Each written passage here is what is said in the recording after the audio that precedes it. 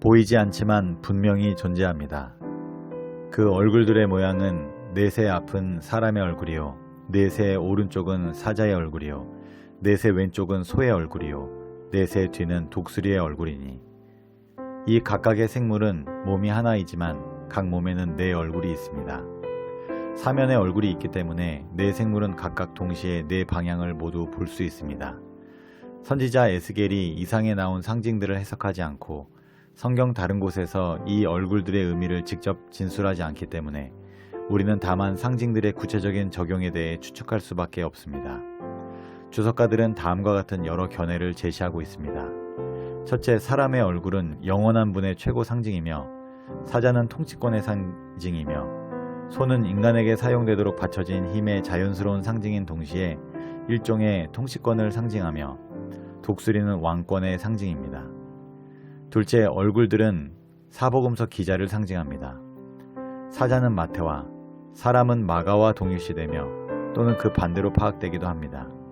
소와 독수리는 각각 언제나 누가와 요한에게 적용됩니다.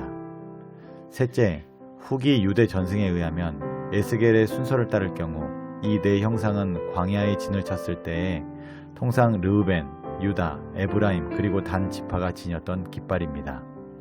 이 네 생물을 해석할 때의 유념할 점은 상징적인 예언에서 에스겔은 실제적인 것의 상징을 볼 뿐 실제적인 것 그 자체를 보는 것이 아니라는 점입니다.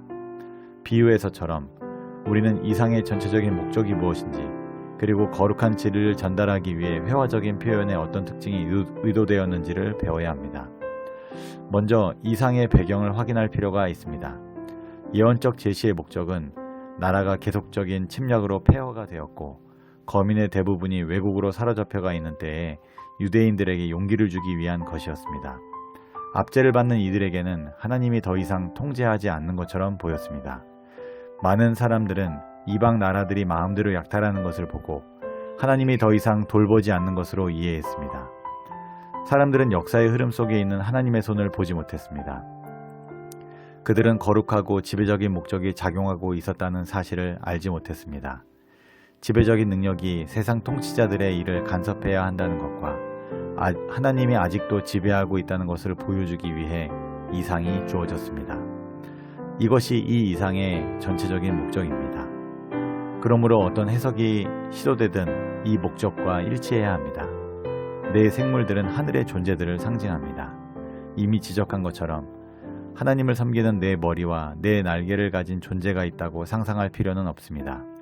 이 예언적 제시를 위해 선택된 형상들은 분명히 하늘 사자들의 많은 직무와 역량 그리고 다양한 적응성을 상징하기 위해 계획되었습니다.